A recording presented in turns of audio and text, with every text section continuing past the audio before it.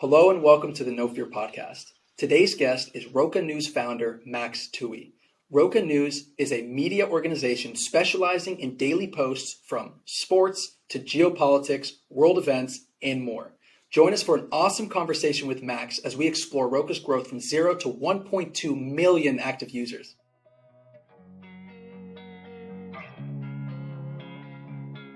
Welcome to the No Fear podcast with your hosts, Noah and Ophir, where we sit down to discuss the journeys of accomplished young professionals who have taken action towards manifesting a career and a life that go far beyond the ordinary. Each week, we bring to you a young professional currently achieving success in entrepreneurship, STEM, or other forward-thinking, innovative sectors. Please enjoy today's episode of the No Fear podcast, brought to you by House & Hughes, shophouseandhughes.com. The perfect destination for thousands of curated wall art designs.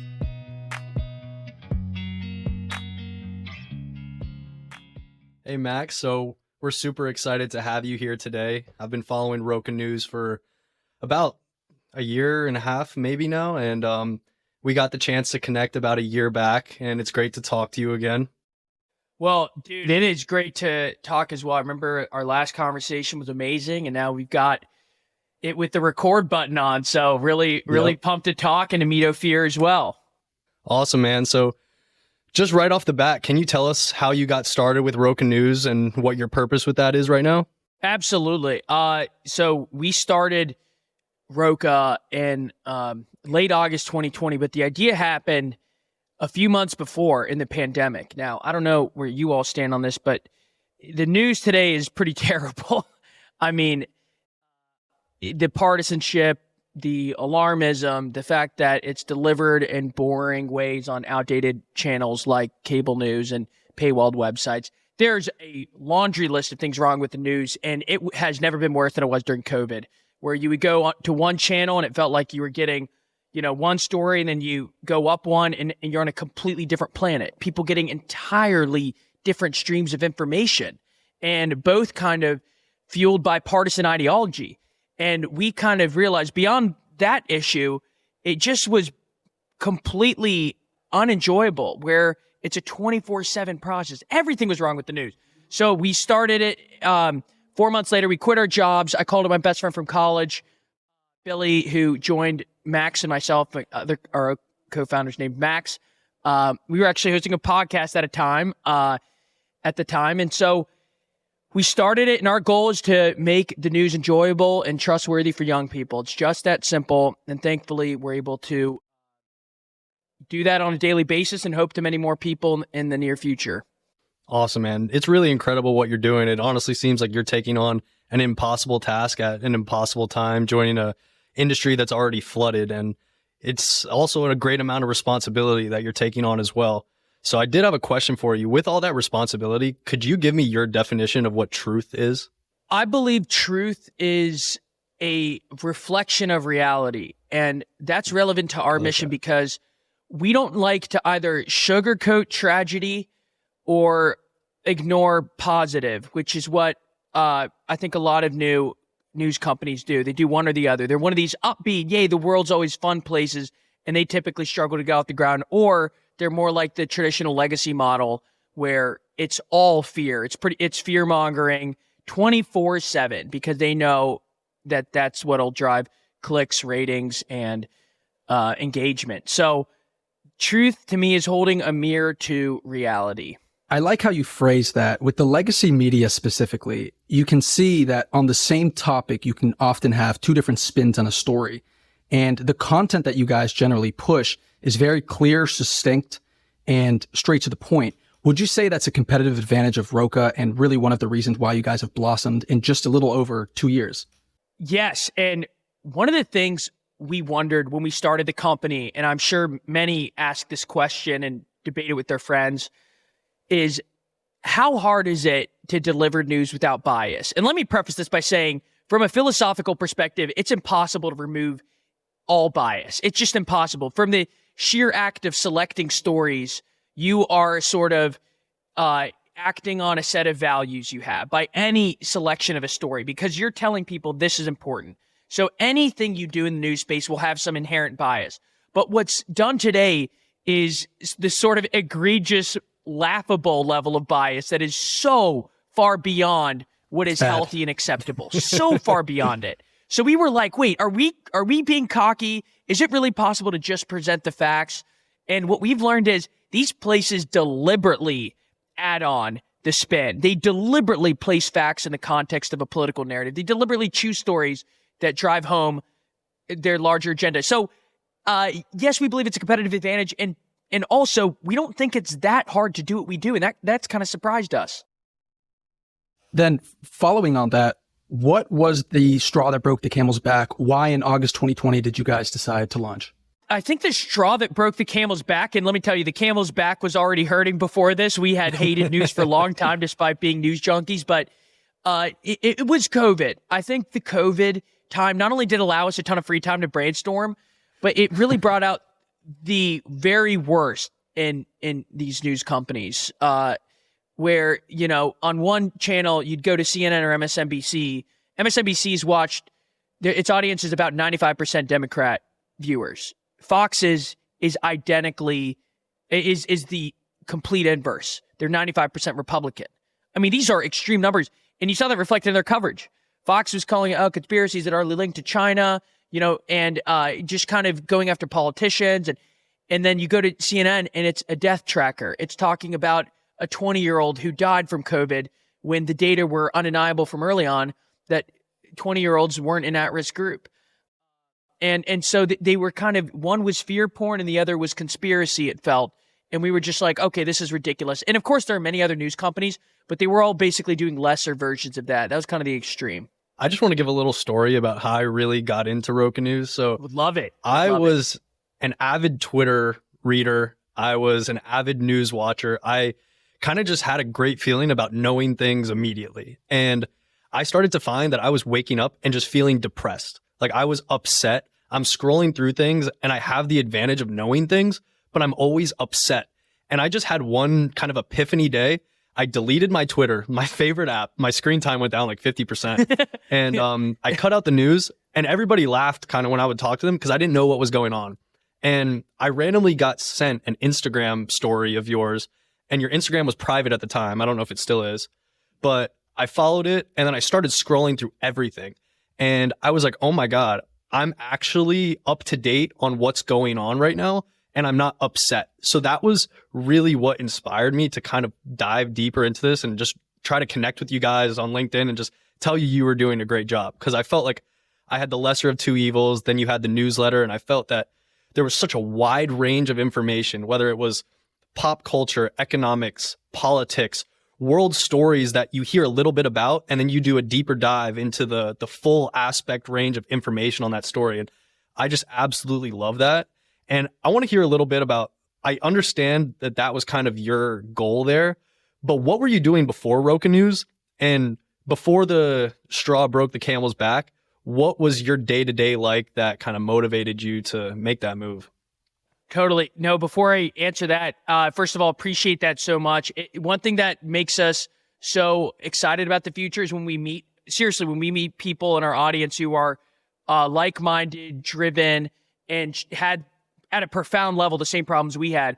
And I hate when companies try to make their mission sound like more than what they are, but we really want people to live an enjoyable life. Like, I hate when it's like a yogurt company saying that, like, dude, come on. I mean, you know, you're a yogurt company. Right. But in all seriousness, we felt the same way. And people, and a lot of these platforms and news sites are designed to make you feel that way. They are designed. The more we've gotten to know the industry, the more we've met people at high levels in the industry, more that's clear. In terms of before Roca, I was working at a think tank in D.C. So after college, I graduated in 2018 from Notre Dame. Go Irish! I know we got a USC alum on here, but hey, you guys got us this year. And I knew I wanted to go into the policy space. I always loved news, and so I went to a think tank in D.C., the American Enterprise Institute. Applied to a bunch of them, got an interview at AEI, and started off in corporate fundraising. Actually, we had companies who were you a finance major? Yes, finance and philosophy. Studied those at Notre Dame. You know, the really exciting opportunity came along about a year and a half into that when Max Frost, really smart guy, a couple years older, went to UVA, was doing Asia research. He became the host of the official podcast. For whatever reason, this organization with a lot of influence in DC, a lot of bright minds, they would give their podcast to the youngins. And so he became host along with a guy named Matt Weinset. And one day they were doing a great job with it, having incredible interviews. And I asked them if I could join. I said, here's what I think it can become. I think the podcast could become much, much bigger. And so they were kind enough to let me on board. And I started hosting that. We grew it a ton, and we fell in love with the process of growing a product and media. And the numbers in retrospect feel small, but at the time they meant the world. So that's where I was. And I was so fired up to do something. I always wanted to start a company. I almost, some people are like, who have an entrepreneurial itch, they're like, should you do it right away? I almost think there's legitimate practical value to not, because you build up so much energy and almost frustration with corporate world that you're like, I'm ready to go. So starting off in politics, being in the swamp for some time, have you seen with this following that you've grown that certain politicians have reached out for whatever reason, questioning things that you guys have posted? Has any involvement from DC actually been integrated into Roca whatsoever? That's a good question. I guess it depends on what you mean by from DC, because we, of course, our experiences there have been helpful. I mean, first of all, they've made us more cynical. It's number one. They really have. I think the degree to which there's an establishment in DC became more clear when we lived there and worked there and met a lot of people there and interviewed a lot of high up people there. Max Frost, who's our editor and is just unbelievable at his job. I'm so lucky to have the co-founders I have. And Max Frost, I swear they're not like right next to me listening. Anyway, so he, of course, took a lot of what he learned working for a Wall Street Journal op-ed columnist and for other high-up researchers. He took a lot of that learning. In terms of connections we made, I mean, there have been a couple times, for example, the Israel-Palestine conflict, when that kind of hit fever pitch last year. We did a couple deep dives just for people who had literally no clue about the history, just to give a general overview. We know it's not going to be perfect. We know we're going to be limited in scope. But we went back to people on the left and the right to kind of give two different perspectives. So there have been a couple times where we called up people we knew. But frankly, we don't want to be a DC place. We don't even want to be a New York place where we are. We love New York. We like its energy, its excitement. But when we look at who we're after, it's for, the middle of the country, the South, the West. So, yeah. Awesome. Well, you talked a little bit about your editors and your process and how you talk to people on the left and right. Can you give us a little bit of insight of how a Roca Instagram post or newsletter goes start to finish and what that process is like? Absolutely. We often use the analogy of we're like a restaurant, because every day you have to make great pizza if you're a pizza restaurant. That's it. Every day you have to make, and if someone comes one day and they're disappointed with the pizza, they'll never come back. If they're really disappointed. And I also like that analogy because it implies a mixture of art and science. When you go to a real place, that Dave Portnoy give it 8.5 or up, it's an art. It's an art. And for us, the process I'll go through too. So the main 4 need to know stories we have every day, the quick cards.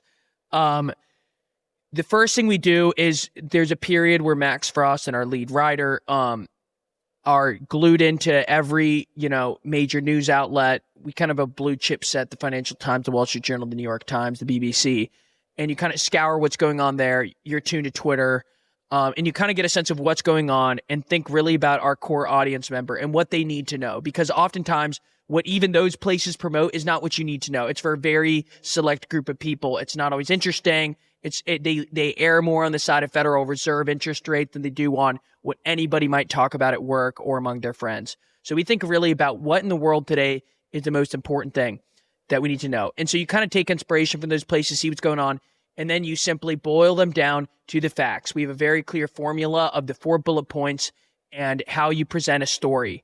And we go through an editing process where we have multiple fact checkers internally. We make sure language is as neutral as possible.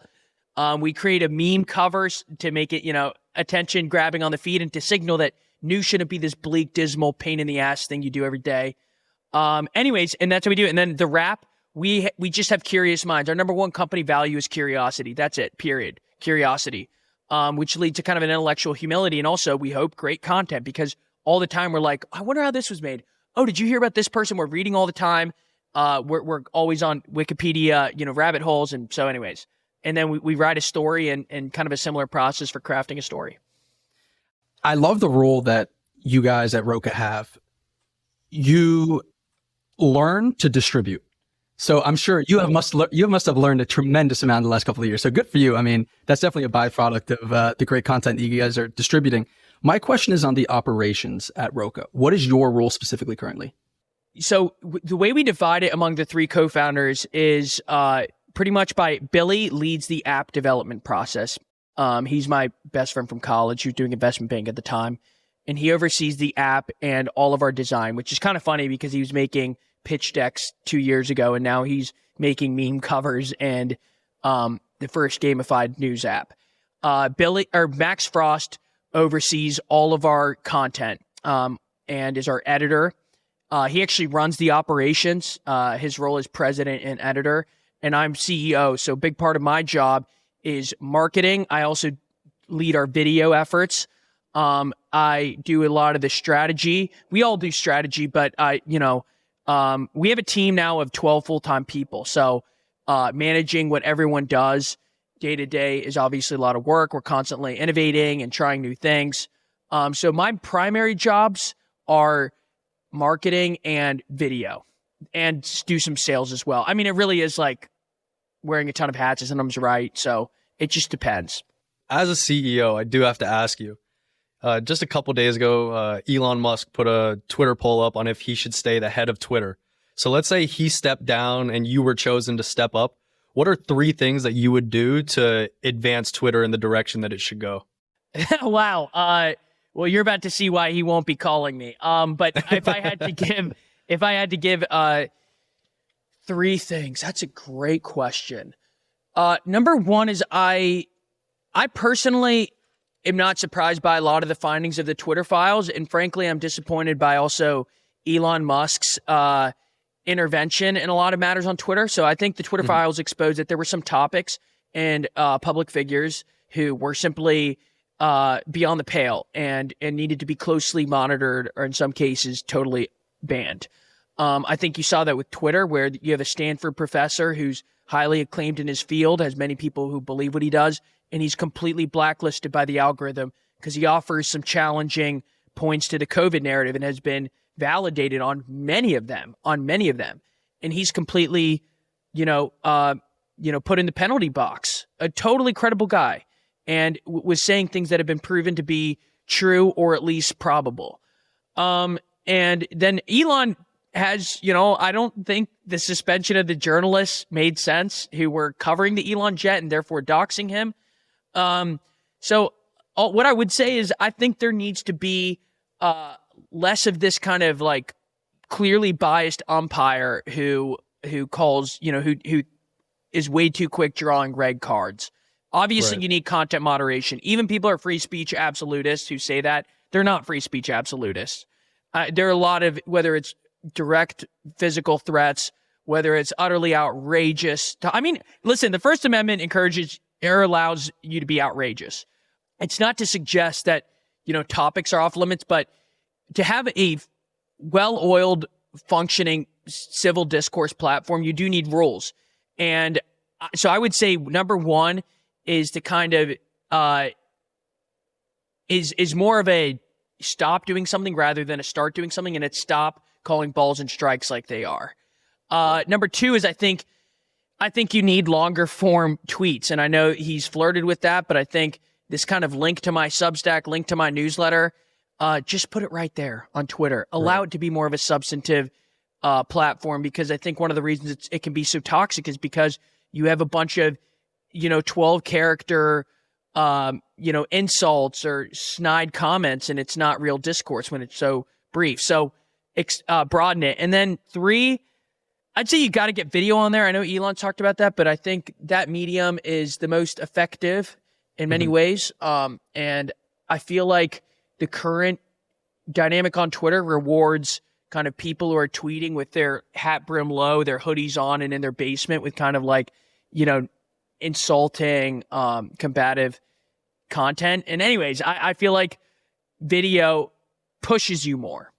Got it. we've definitely seen that with, TikTok coming around, Instagram Reels coming around, the videos, that powerful medium.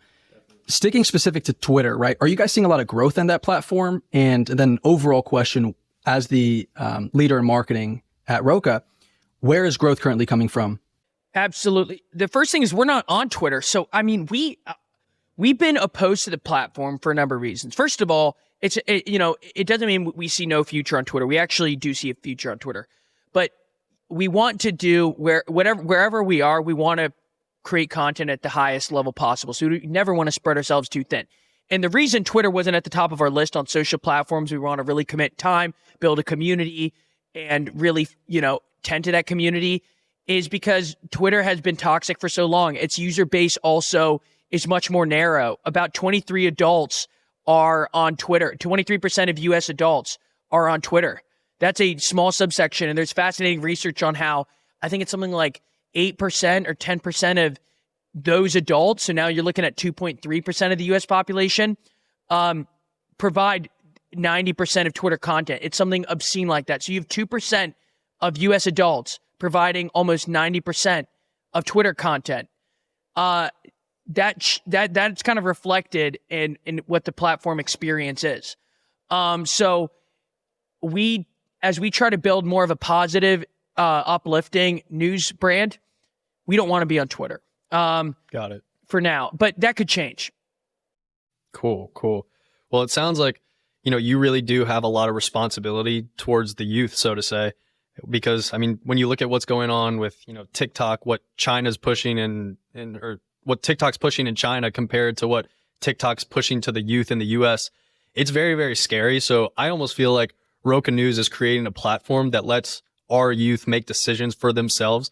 Do you guys talk about that kind of life purpose or fulfillment that you get from really having the opportunity to change the lives and perspectives of the youth? We do. And first, addressing what you just said, it is unbelievable. I can't remember the first time reading about that and then also seeing what a TikTok feed looks like in China and then comparing it to what it looks like in the US. But it's unbelievable. And I think it's no exaggeration to,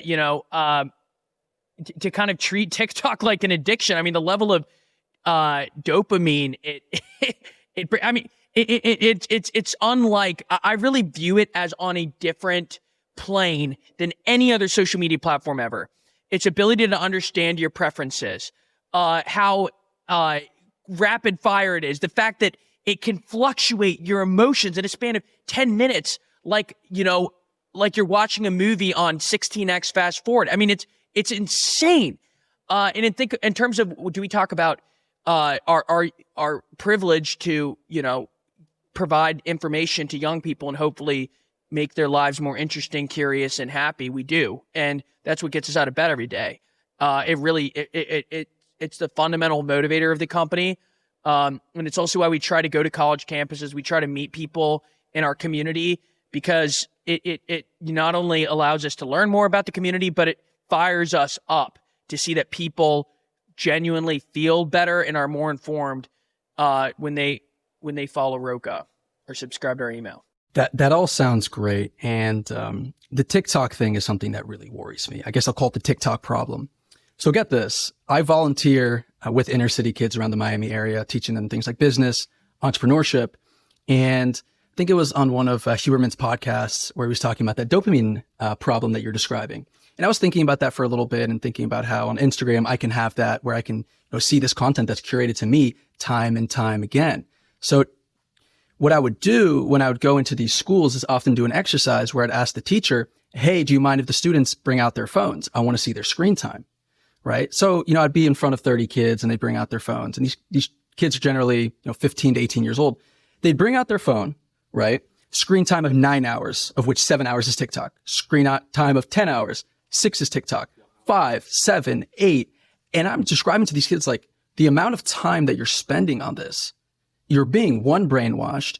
2, it's a tremendous amount of time waste. And 3, it's rotting your brain. Right. And it's sad because, again, it's almost a weapon used by our adversary to poison the minds of children. It's not a conspiracy theory. I mean, it's proven. It seems to be pretty, understanding at this rate. It's sad because it could be a tool. Right.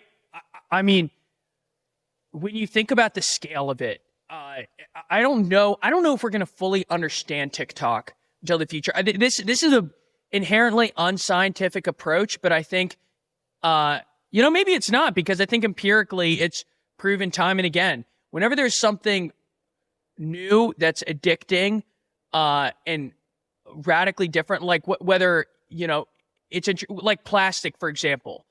I think anyone in the 1950s and 60s, when plastics emerged and were popularized, might have wondered, I don't know exactly what the implications will be, but I could see plastics, the fact that we don't understand them, they're brand new. Maybe they'll have problems that we don't fully understand right now. Maybe they'll cause, and now we see microplastics in newborns. Microplastics likely causing historic levels of male infertility. And you kind of see also what they've done to the environment. I mean, there are many problems with plastic that you might have seemed like a crazy person in the 70s if you're like, oh, plastics will be terrible for our health and our planet's health. But now today you look around and it's undeniable that there are huge consequences to using plastics. And similarly with TikTok, I think we're already seeing some of its consequences because it's happening so fast and it's so dramatic. The impact it's having on kids' lives. But like it could radically transform our society. It really could. I don't think we fully grasp how much it could change our society. Well, that being said, I really think you're doing a great thing by not giving too many opinions, by just presenting facts and letting people have that ability to have that logical problem solving and creating their own opinions. Because I think that's something that's definitely getting lost with all the impressionable news media and everything like that. But to get a bit away from content, I do want to ask you a little bit more about your entrepreneurial side. What is, from what you can tell us, the Roca business model? How do you monetize it? And how do you, create a life for yourself and your employees through the platform? First thing I'll say is we are venture backed. So we launched with some seed capital, not knowing exactly what we'd become. We knew there was a huge problem we were trying to solve. We knew we had a good starting point. And we knew we were... Just to back up a little bit, how did you start that fundraising effort? Sure. So when we quit our jobs in the summer of 2020, we weren't sure if we were going to go the venture raising route or not. What we had been told, and it seemed to make a lot of sense, is when you're doing a business like media, where it's not like you're selling something where you can immediately make money. Even if your media company's off to a really good start, you won't see dollars for months. I mean, and that's in the best case scenario. So to buy ourselves some time and considering the fact that we committed like every dollar we owned to the company, we knew it made sense to buy ourselves time to experiment and innovate and figure out what works. And we paid ourselves, pretty much minimum wage that first year, barely anything. And we used a lot of that money to market what we ended up developing, which was, in daily newsletter. And we used some of that also for Instagram and to, keep it going. And so after that, we grew a ton. We didn't really want to start, sales yet. Our audience was so new to our channels, and sales is its own beast. And is sales merch, or what exactly are you selling? Because I know the newsletter and Instagram and social media is free.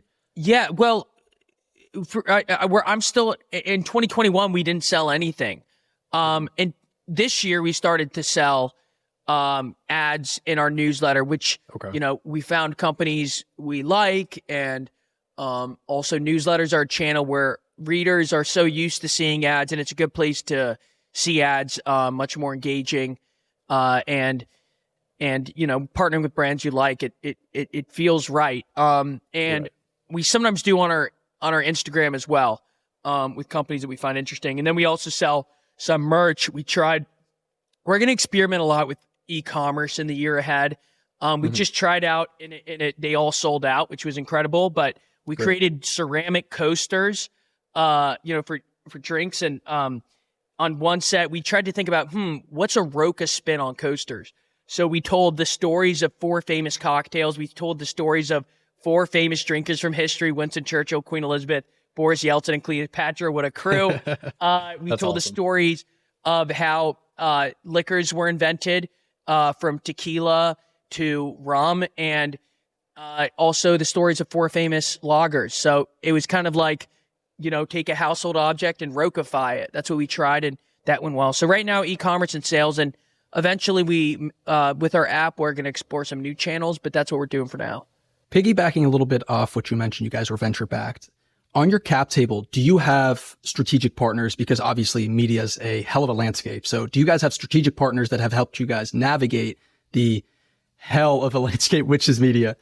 Yeah, well, we did in our second round. We got a strategic partner who, is also in the social media space, but we were,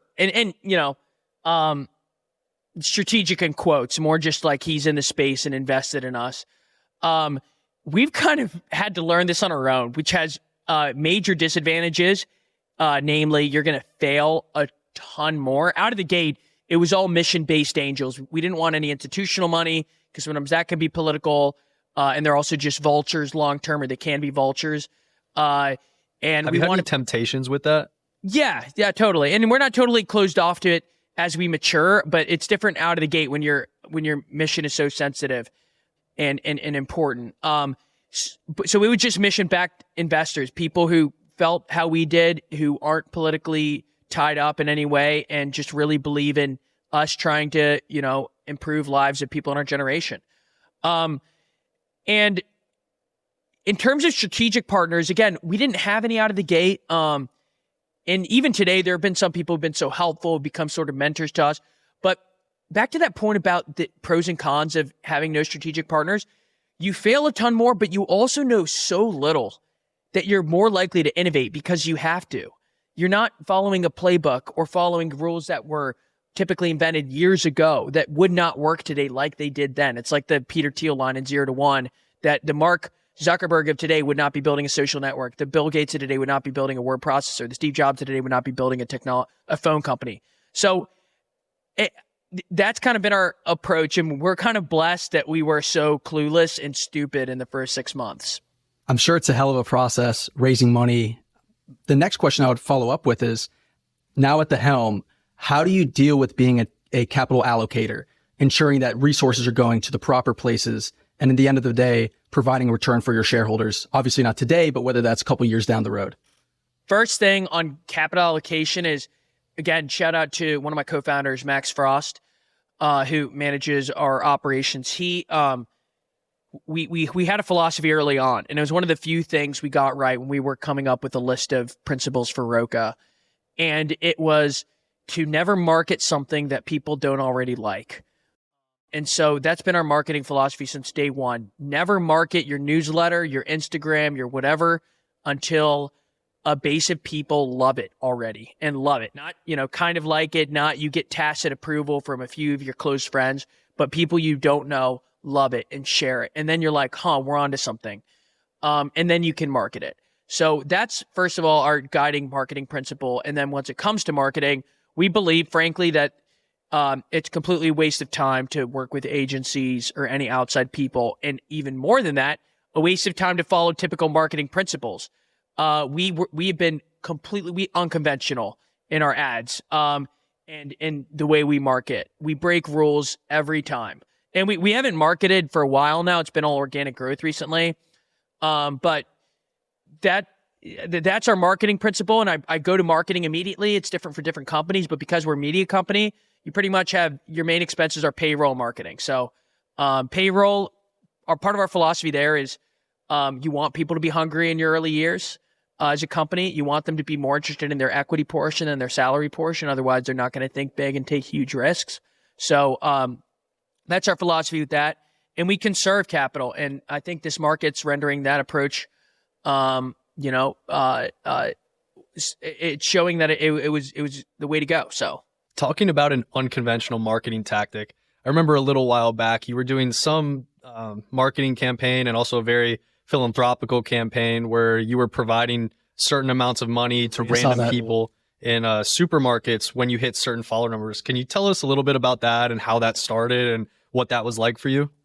Absolutely. Grow for good. And by the way, we want to do it again in the future. It was unbelievable. And that was cool. That was sent out around a lot in my circles and everything.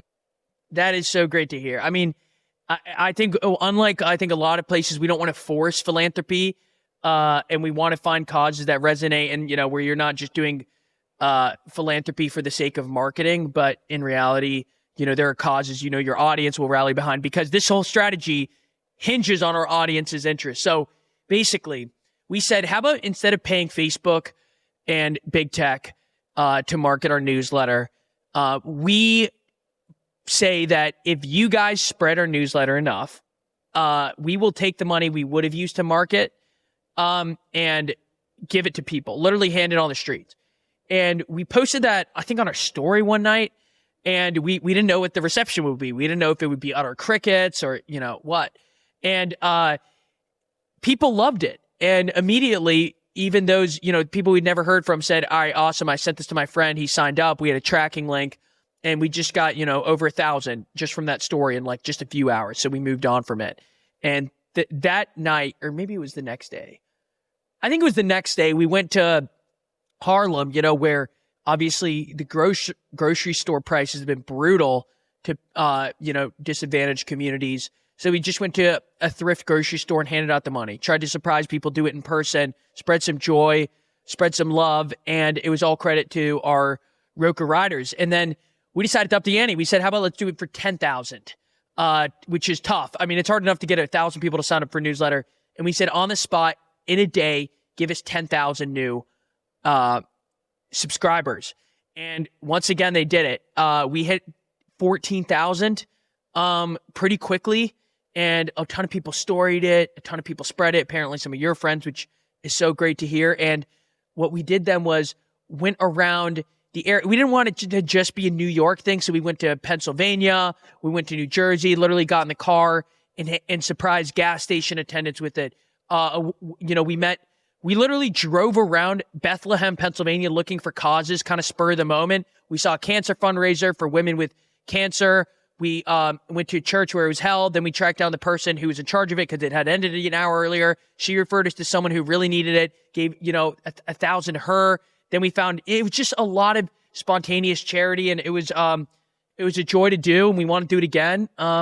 So I'm glad you guys noticed that. It was a real joy.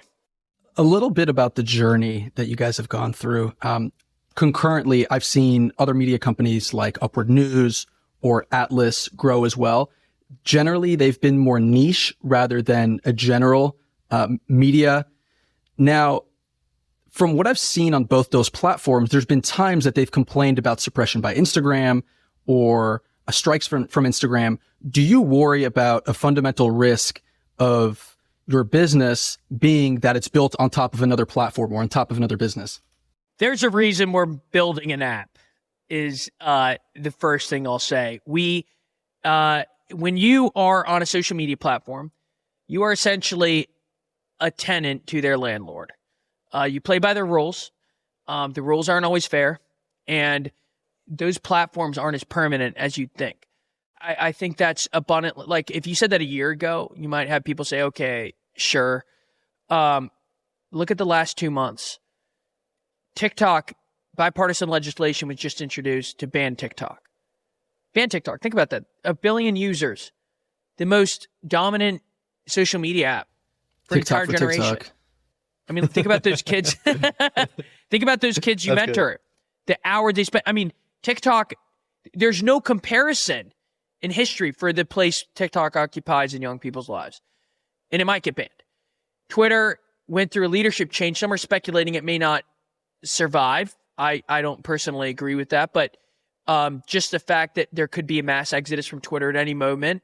It already only has 23% of U.S. adults on the platform. So that's not as stable as people thought. Meta's gone through hell. Their stock has had, a horrible year. Zuck. And it feels like they're a Kylie Jenner story away from the dustbin, just like Snapchat. So literally every platform that you kind of look at, this stalwart institution is really just not that stable. And then, so that's more of like an existential question for these platforms. In terms of the censorship, the political answer is we're grateful that they give us a platform like many others to spread information and reach a lot of people. The honest answer is it can be crazy. They've taken down posts for just absurd reasons. You appeal them, and crickets, nothing. It's ridiculous. Well, throughout your processes, I have two questions for you in comparison to other tech companies, other media companies. While many companies have adopted a work from home structure, and then some have gone back to the office because they've seen a lack of productivity, what's the Roca day-to-day work life like, one? And two, what do you look for in new hires for our listeners that might be a high school or college student that want a future in media? Number one, we personally view, we don't have an umbrella rule for work from home. Generally, we think it's great to be in the office. In fact, everybody who's not an engineer works from the office. And even among the engineers, our head of product who interfaces with other people, anyone whose job is collaborative, you need to be in the office. And frankly, we feel kind of vindicated here because I think people were like, what are you guys trying to be, a boomer company with, encouraging in-person work? But Right. now you even see the likes of Snapchat, Google, everyone encouraging their people, not just encouraging, mandating their people to come back to the office. People who Right. were like, oh, it's a new era of work from home. And by the way, some people will be able to make that work. Some people are just intrinsically motivated. I'm sure personality-wise, some people benefit more from being alone, whether all days of the week, but, maybe not all days of the week, but some days of the week. Right. We believe you got to be in person, but unless you have a good reason not to be. That's kind of it. And we work hard is the short answer to what a day in a life looks like. I think we typically people get around 8:45 and stay really late. The founders especially. Where in Manhattan are you located? We're in Soho. Okay. We're on Broadway. We The have rent is cheap, I'm sure. well, right out. We have a banner out in front of our office that has a QR code to our newsletter, and it says "Send News" underneath with our logo in the middle. Was that you? What was that? Was that you? Your idea? It's a good one. Actually, I think it was Billy's. Billy gets credit. He'll probably get mad that I'm putting that on him. But no. We have, I think people have been surprised when they come here at how intense it is. We're a team that really gets along in a unique way. That's another thing people are surprised by, like, wow, you guys are all friends pretty much at work.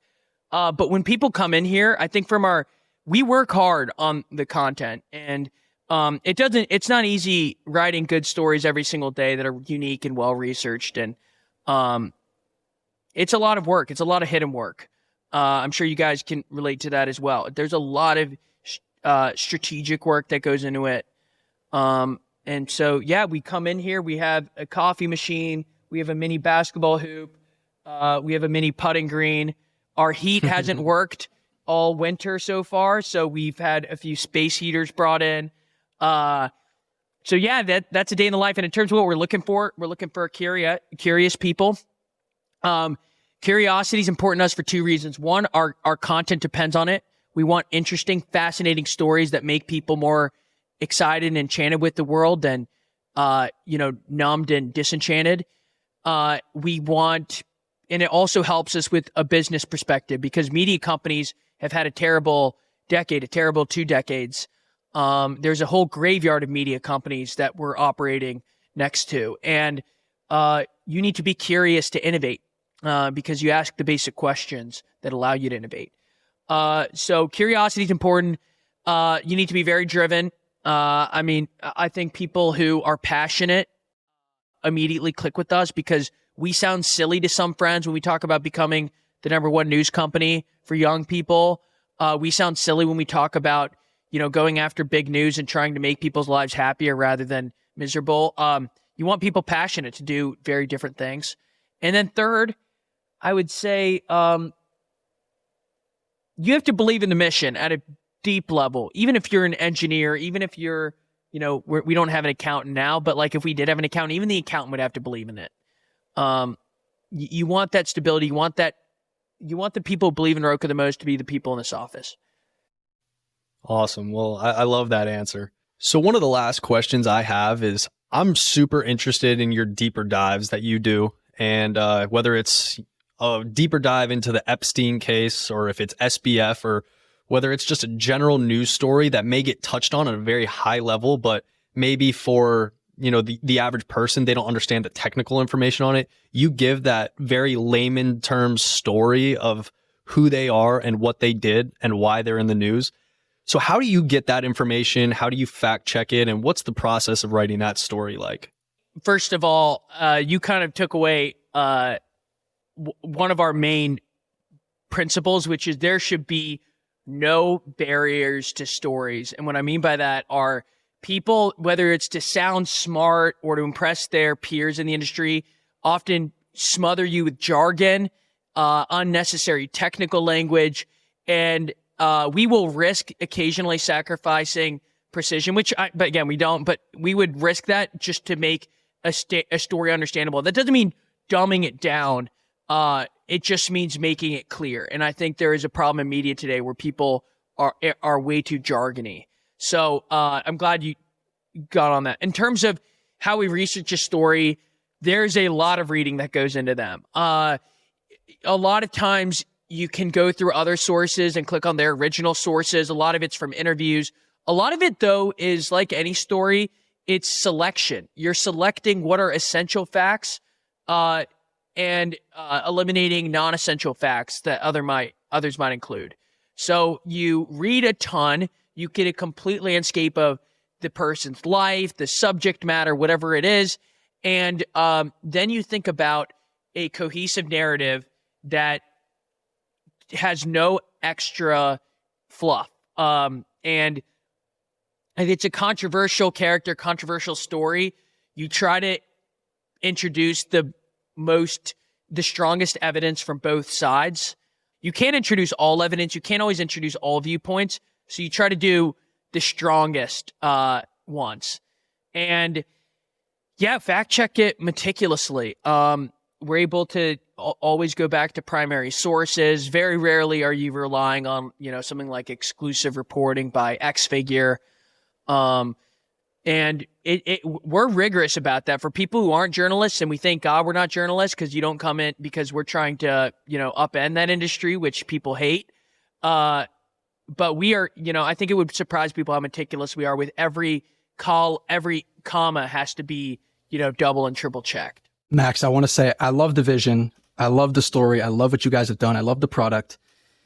5 years down the line, what do you want Roca to be known for? I first of all hope it's on your phone as a platform that gives you the news once a day, so you don't have to live in this 24/7 doom scroll cycle that everyone's dealt now. That you can just get your news, make it up, and kind of know, as you talked about when you left Twitter and you felt happier in kind of a crazy way. We believe there's a third way, which is you're informed and happy, as opposed to because I'm sure part of you is like, even if I'm happier, I still need to know what's going on in the world. And so we want to do both. And we want Roca to be known as a place that bridges your curiosity gap. Humans are inherently curious. And I think a lot of older media figures might write off younger generations as, oh, they're just on TikTok all day. Oh, if it's not a dance with some sped up, techno pop, that they won't listen to us. And in reality, we're humans. It's crazy that has to be said, but we have the same innate curiosity. And we want people to be more interested and enlightened about the world with Roca than they otherwise would be. And without, being annoying and sounding like your 8th grade teacher, just in the word education, it's leading out of is what it means. And we want people to be let out of whatever narrow, constricted worldview they have to just see what's going on elsewhere. That's awesome. Yeah, like Ophir said, love what you're doing. I love the mission. I think you really are fighting a war right now, and the war is against the anger and the sadness and the lies and the capitalizing off of people's emotions, and you're fighting it with love and happiness, and the love will drive out the hate. So I think that's terrific. And that being said, I do have one last question for you. So in a recent UFC fight, one of my favorite fighters, Dustin Poirier, after the fight, walked up to his opponent and he said, "I was scared to fight you, but without fear, there's no courage." And I love that quote. But one thing we ask all our guests on this podcast is, what was your no fear moment? What was a moment that your courage and overcoming that fear led you into a further part of your career? It's an outstanding question. There have been a bunch of those moments along the way, is the first thing I'll say. And some are more personal, some are in a more professional context. Anyone who quits their job without, a clear path ahead, is clearly willing to take risks. And that was the three of us. In terms of some no fear moments, the first, it might surprise people to know, given that Roca is a social media first news company, but I didn't have social media before Roca. I did in college. I had a Facebook, never Twitter, never an Instagram. I had a LinkedIn, that's very social, but I didn't have anything, no Snapchat, nothing. So there were kind of two phases of fear I had to overcome. One is, I believe social media, as it's done right now, has a net negative impact on people's lives. I think it's typically a burden on happiness, and it leads to this, this sort of radical and constant comparisons with other people that are just not natural. And so even creating a company where you go from none of that to like, you're literally, on camera in front of hundreds of thousands of people, or you're writing to them every day, or you're constantly promoting your stuff. That on a personal level felt weird. Even though I'm an outgoing guy, it's still, you're kind of going all out from literally 0 to 100 on something that could fail. And I think that's what holds probably a lot of people back, is they're scared of the fundamental failure in front of your peers more than anybody else. I'd say that's one. The other is more of like a in the moment, kind of like a, if more like a skydiving, just do it type thing. Is we decided to do the man on the street stuff. Big part of our mission is breaking down the barrier that exists between a news publisher and the people. And so we were like, let's ask people what they think of issues. And so, going to a park with a microphone in New York, where, you're new to, and, I'm a Florida guy, by the way, as well. So shout out Sunshine State. And just going up to people that you don't know, who are usually looking really angry or, whatever, and asking them a bunch of questions. That was like, the first, every time, with like one or two exceptions, it is very uncomfortable. I mean, I bet. Kind of a sociopath to like legitimately enjoy that act. Now, once you get going, it can be fun, especially if they're happy to be in. And we'd always ask, can we ask you a couple questions? Anyways, that was a no fear. And we ended up growing the TikTok through those videos to over 100,000. And we're actually pivoting from that now because, you're limited. You're not really doing news that way. And we want to do news on TikTok to hopefully be a bright light on that, platform. So yeah, that moment of doing man on the street, definitely that. I mean, there have been so many, like all these random stories on the way, hitchhiking as we were like trying to get the word out on Roca, going door to door in an Amish town in Lancaster, Pennsylvania, to try to talk to Amish people about their lifestyle. There have been so many random moments like that, going to, Fort Myers right after the hurricane. Anyways, just a lot of that kind of stuff that's unconventional, but we did it. So I went on too long with that. I apologize, guys, but there have been a lot of no fear moments, and I hope there are many more. Love that. Well, we love what you're doing. Keep fighting the good fight. And Max, thanks for hopping on. Guys, thank you so much. This was a blast. And yes, love what y'all are doing. Absolutely. Thank you, Max. All right, guys. Thanks for listening to this week's episode of the No Fear podcast, brought to you by House & Hughes. For more information about our show, visit thenofearpodcast.com. If you enjoy this podcast, be sure to subscribe on Spotify, Apple Podcasts, and YouTube. You can also connect with us on LinkedIn, Instagram, Twitter, or TikTok for insights into future episodes.